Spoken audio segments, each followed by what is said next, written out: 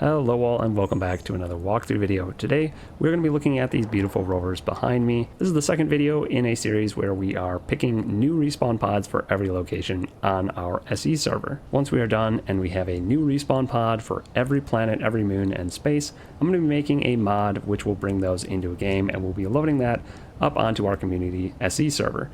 This is also going to be published to Mod.io and Steam, so you can use it if you like. If you want to get involved in voting or submit things in future competitions, definitely check out the Discord. Link is in the description down below. Last thing before we jump into this episode, I want to say congratulations to MostlyAwol.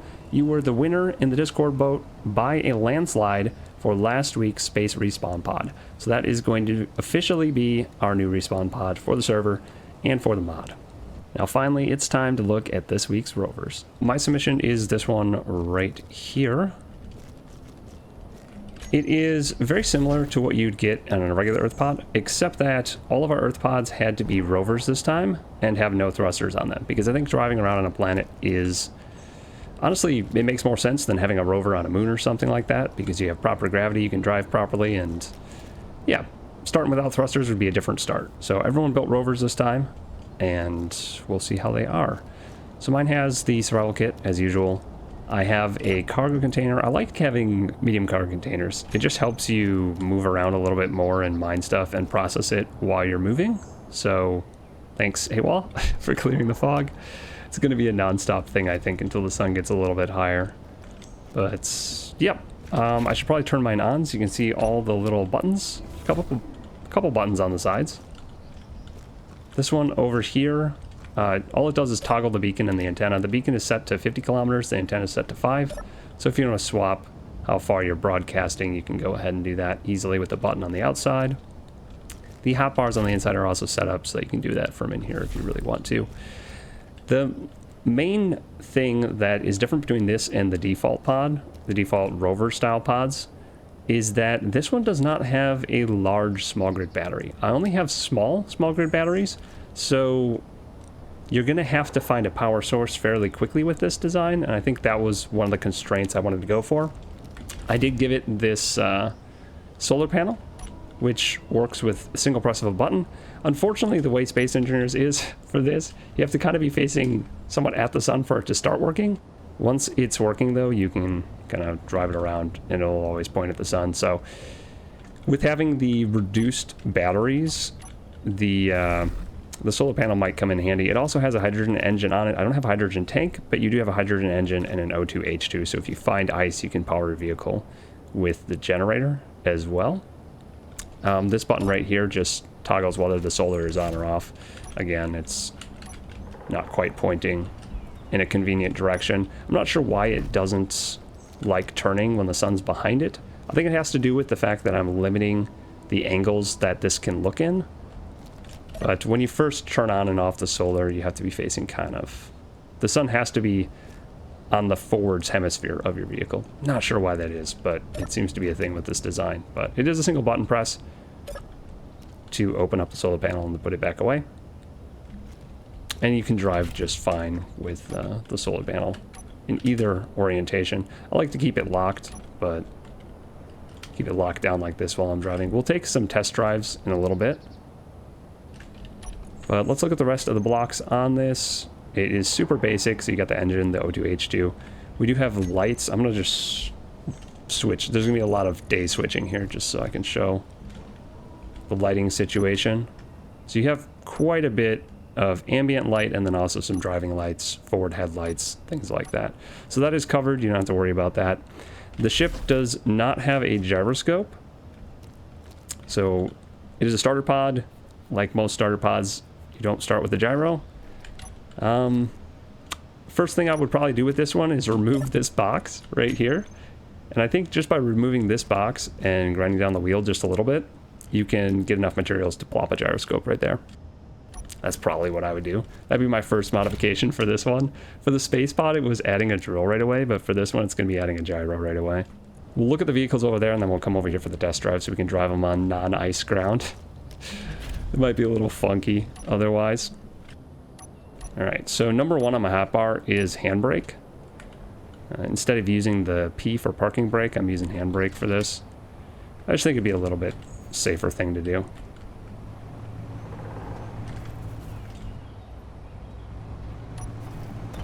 I did do a little bit of testing of mine to see how the driving felt, and it feels pretty good. You can cruise around on some pretty rough terrain with this. Definitely a lot nicer than some of the other starting rovers I've had to use in the past. Especially once you get the gyro on, it's going to feel pretty comfy to drive around in this thing. And you should be able to go up some pretty crazy mountains. Just having the 6-wheel setup and having wheels very close to the front and back of your vehicle, terrain shouldn't be too much of a problem. It isn't using the largest wheels, but, you know, it's a starter rover. It's got to have room for improvement. Ooh. Oh, look at that. I guess if you hit a tree with your little bits that are sticking out the sides, I hadn't done that before, but because they're not actually rotor or hinge locked, they just spin. I should try that again. And then they spin back, which is kind of cool. That was a unintended feature that I just discovered right now. Yes, I am live. I forgot to do the announcement in Discord. I'll do that in a second, I guess. Though it seems like everyone's pretty much here. Ooh. Look at that. It survived a roll too. We are in survival right now. I mean, I have my personal character in creative, but we are on a server in survival, so not bad. Alright, let's park this one. I don't think there's much else to say.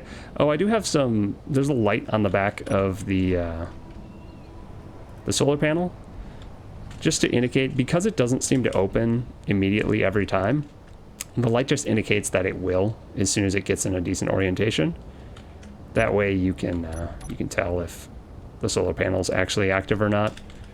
Because you'll see if I face away and I turn it on, it doesn't necessarily rotate immediately. So we'll face it this way. And the light just lets you know. See, the light is blinking, but it's not actually changing. The light just lets me know that it's not currently set to its closed position. So a little bit of an indicator light, a few bells and whistles here and there, but pretty straightforward overall. Our next rover was built by MostlyAwol. It is reminiscent of his space spawn pod. Oh, it's got a little plate. I didn't notice this. It says spawn on it. That's pretty cool. It's got a solar panel up top. It does have the antenna and the beacon right there on the left. On the right side, it has a ore detector. I did not have an ore detector on mine, and it has a little viewing thing. That is the spotlight. You can look through that and move it around and zoom in and zoom out and whatnot. It's also got a cute little spider on the front here, which is pretty cool. It has an interior. The interior is a little bit different from the space spawn pod in that there's a little more room in it, and the bed is set up to be horizontal like you would want it in Gravity. We've got the fridge, all the little things, nice little displays. You can access the cockpit. You can also get in the cockpit from inside. And you've got this little panel. This panel doesn't actually do anything, but if you removed it, you could access the survival kit from inside here. You can't recharge off of it, but you could at least pull stuff in and out of your inventory through it. On the outside, this is where you're going to actually access the survival kit. And in the back here, you can access a cargo container, medium cargo. And this is also where you can put things in and out of your survival kit. You can also move stuff in and out through the survival kit if you just open it through there and then switch to cargo mode or inventory. So that's pretty cool. You've got a solar panel up top. Does the solar panel move? No, it's a fixed solar panel. Okay. That's totally fine. It was just, I was looking at the other submissions. That easy for everyone. Yeah, there's 2 submissions that have moving solar panels. I was just curious. I had to ask. I'm going to jump in and take this for a test drive. Yeah, make sure everything's on. It's probably turned off to save battery power. Right. It's sat here for a while. I mean, I can turn on some lights. Oh, how's the lighting for this one? I'm going to screw up the daylight again. You've got forwards lights and red lights in the back. My handbrake keeps turning itself on.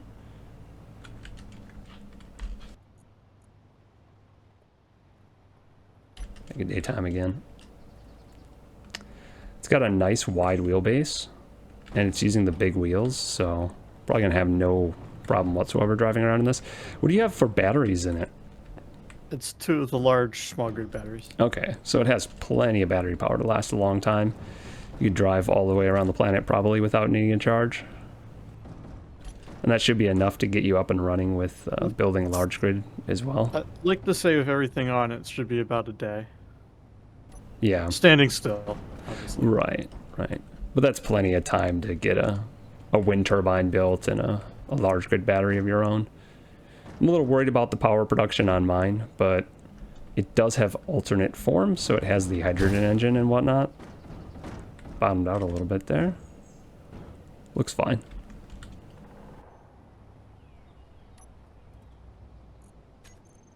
Let's see. You have the O2H2, you got a medium cargo. Survival kit, of course, extra battery power. So no engine, but you have a solar panel for emergencies, and you have enough initial battery power to last quite a long time, which I think is just fine. And you've got the beacon and the antenna, which I like to have. Do you have gyros on this? Yes. Oh, nice. You have 2 gyros. Cool.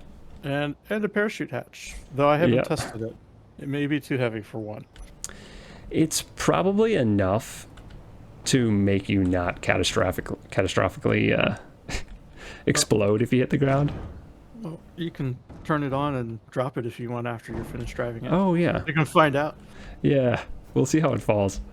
You have gyros, though, so even if it falls kind of funny, you should be able to land level using the gyros in combination with the parachute. All right. It will fall funny. The parachute's in the back part. We'll see how this goes. I set the parachute to auto-deploy at 300.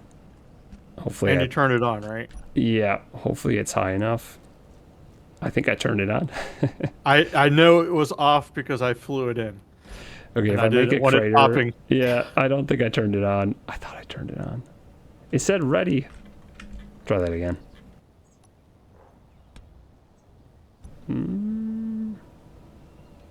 There we go. Yeah, that looks like it'll land fine if it wasn't landing on a cliff. It is tilted forwards, but it is like upright.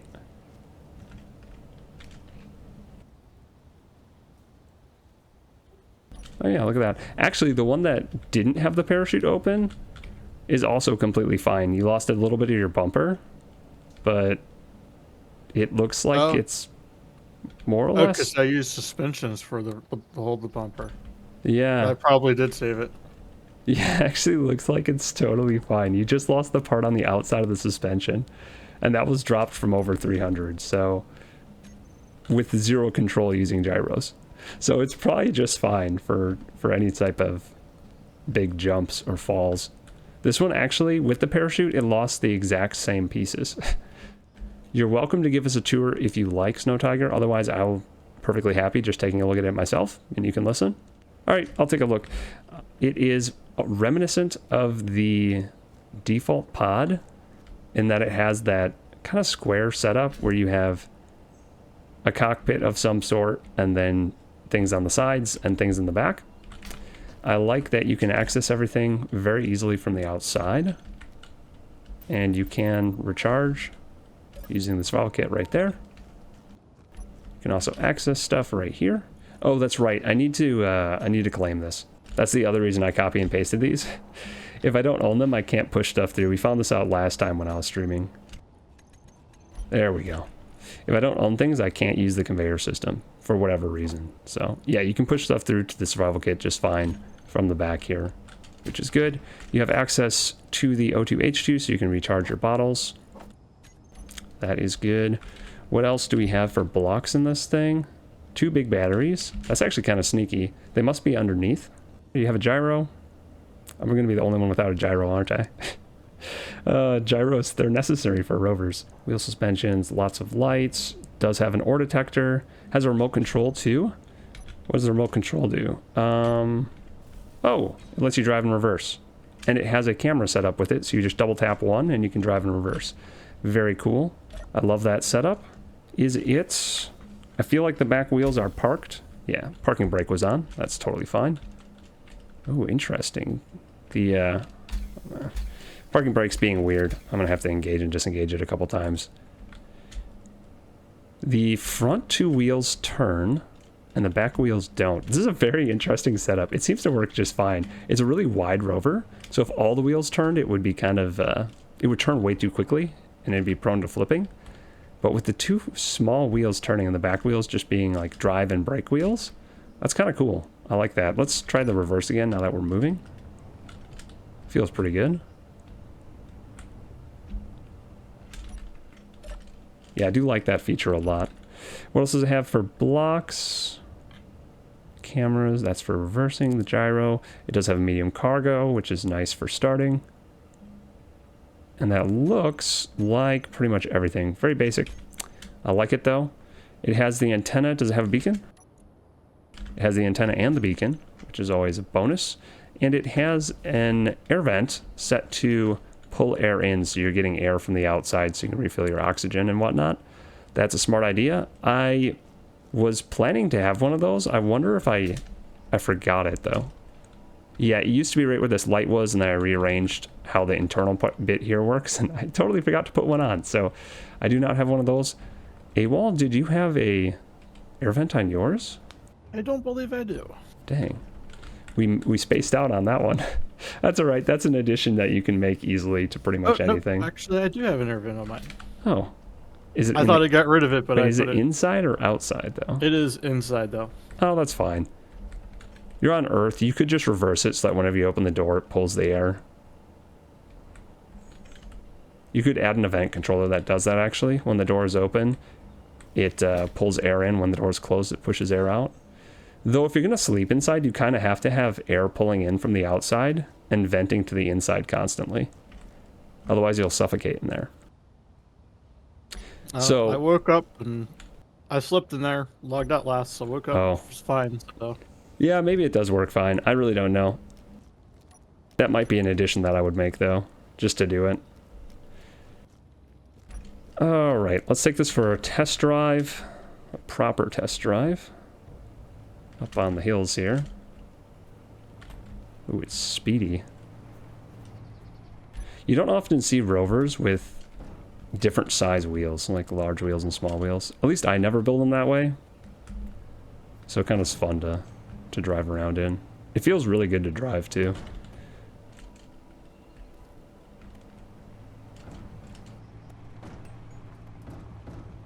Climbs these hills just fine. The front wheels are basically in line with the front of the vehicles. You're probably not going to have too much bottoming out issues going into slopes. Those lights might hit something, but I really don't think it'll be that big of a problem. We're going to check the surround lighting, just see how it feels. It does have full... oh gosh. It does have proper spotlights on the front, so you have good headlights. It's always nice. The other lights give you nice surround lighting, so you can see the ground underneath you. If you don't have regular lights, sometimes the spotlights, they don't really illuminate the ground underneath you that well, so it might not be easy to see what you're doing if you're parked and putzing around outside your vehicle. So I like having both, and this one has both, so bonus points for me at least.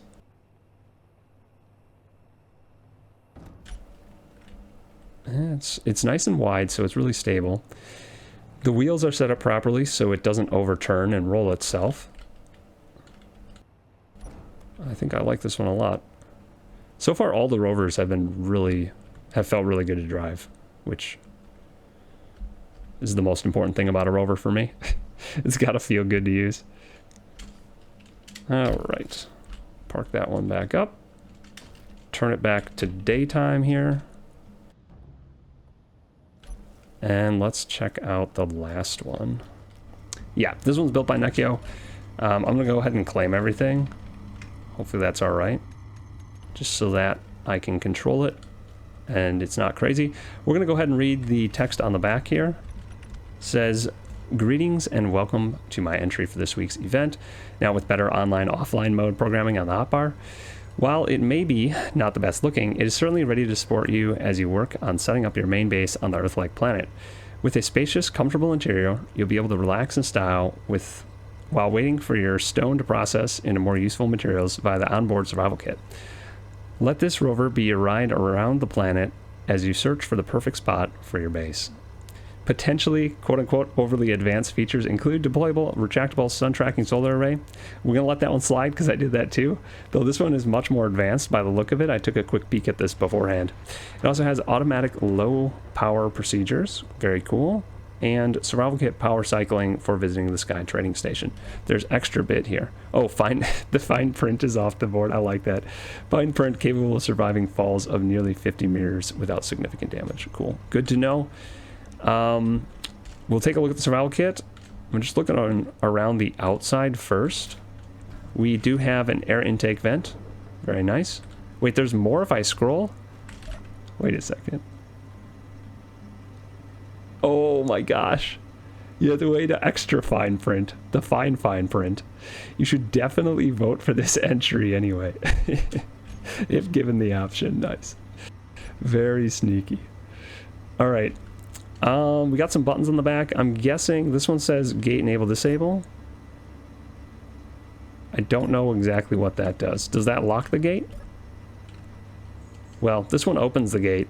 This one closes the gate. Yeah, and that one locks it. Okay, yeah, because there's a little conveyors there. There's lightning somewhere. What the heck? I like how it's caused like a little bit of dust to get kicked up as it was moving there. It is a spacious interior. You've got a full-size kitchen over here. I like that. We've got survival kit over here lined up with a couple other things, so you have access to all of these in one go. Bunch of ice in there. The O2, it looks like there's a tank here too. What does this do? Online mode on off. Oh, I'm guessing that turns on and off all of the power systems. The auxiliary power stuff like last time. This is survival kit. Toggle on and off. Nice to have a button that does that. And yeah, and it turns itself back on. That's cool. So you can turn it off, respawn. It'll spawn you, as the text was saying, up at the Sky Trade Station. And then if you want to come back down, your survival kit will be automatically turning itself back on, so the forced respawn doesn't make you stuck here. This is buttons for the door. Can I shortcut it and open it? Yes, if I push the wrong button. Good. I like that. What does this button do? Interior lights. Oh, hey. That's what I should have been using. Oh, there are a lot of lights in here. Holy moly. Well, you're not going to have any issue seeing things. And you have a double bunk. So if you have a friend, you can bunk up here. That is the first one we've had that has double sleeping quarters. AWOL's had at least one sleeping quarter in all of his. So far at least. All right, and we got the driving station up here. I like that they used the new blocks around the edge. That looks pretty darn cool. I want to look at the solar array. So we're gonna... There was a button somewhere. I thought I saw a button for the solar array. Oh, that was here. Solar array trigger now? Ooh. That's fancy. I like that. It tips up. Opens up nice and wide. I'm guessing the sun is just kind of right in front of us right now. Yeah, and then once it tips all the way up, it starts aiming at the sun. And it has the little indicator light on top too. Oh, that's super cool. I like how this one has like an extending folding out feature. That is really cool. How does it look when I put it away? There's probably hotbar things for this. I'm guessing that's what 8 and 9 are.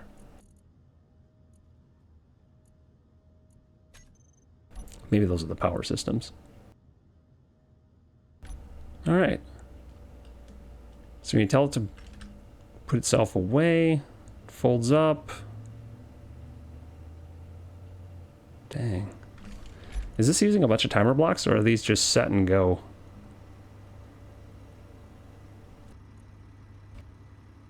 I'd like to dig into how this exactly works, but probably not for right now. There are a couple timer blocks. We'll take a peek. Yeah, they're just using all the rotate to angle stuff. That's similar to how I did mine. It does get stuck. a little bit here when it's folding back up. I noticed I had some weird things happening with mine too, and I'm not sure. It's also using the new set to angle things. And yeah, I've noticed that they're not, I won't say they're buggy. I just haven't figured out exactly how they work yet. So it's a little, it's not surprising that they do some weird things. That happens in the server. Some of the commands have to be set a second time from another timer block. Yes, that is what I found too. I designed mine in survival and I only had to use one, or in creative, and I only had to use one timer block. But when I brought it onto the server, I had to add a timer block to mine to make it fold up properly because it wasn't folding. You have to reset. When you open up, you have to set the things to be unlimited specifically. Yeah, for some reason it works a little bit different in single player than it does to multiplayer. So that's probably what's going on here. Either way, pretty darn cool. Is there a hotbar? I need to look. It looks like everything is on the hotbar. Active solar, so deactive. So number 5, we'll put that away. Very cool. Got the hinge fixed on the server, but the rotor didn't give me troubles at the time. Yeah, it's totally understandable. I think it's just server wonkiness, honestly. It looks like we've got front wheel steering, which should work just fine. I'm a little bit worried about this one bottoming out on the rough terrain here. It works just fine on the ice. Yeah, these are starter rovers, so these are going to be, we're picking a new one for our server.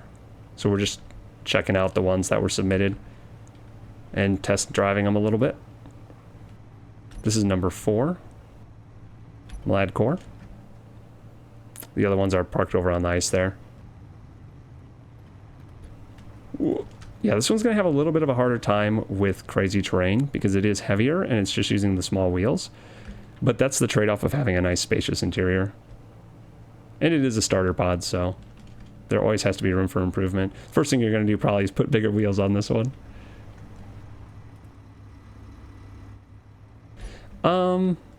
No. I don't think any of these are really too much for start. I don't actually mind having a little bit more to start with than your default pods. At least in this case, because we are constrained to driving vehicle, at least to start. Normally the starter pod for Earth is a vehicle that has a bunch of thrusters and you can just fly it around immediately. So even if you have more things to start with a rover like this, you're not really getting like a tech advantage. So I don't think it's a problem. And it's always just personal preference too. Some people like having a little bit more to start with, so I don't know how I'm going to be able to get in and out of this from the inside. I don't exactly know what all the buttons do. All right, I think I should be able to open it now. There we go. I like this one because it has a big spacious interior. I like the way the other ones drive a little bit better, but this one has all of the functionality that it really needs. So beyond that, it's personal preference. And they all have very similar blocks. All of them but mine have gyroscopes. This one has 2 hydrogen engines, so you do have a way to produce power aside from just solar. They all have a medium cargo container, survival kit, a beacon, and antenna. All of them but mine seem to have an ore detector, which if mine ends up winning, I'd probably just add the ore detector because that was something I wanted to have and I just forgot. AWOL's cruising around in his. And that is going to be it for this walkthrough. I hope you enjoyed. I had a great time. Don't forget to like and subscribe, and we'll see you in the next one.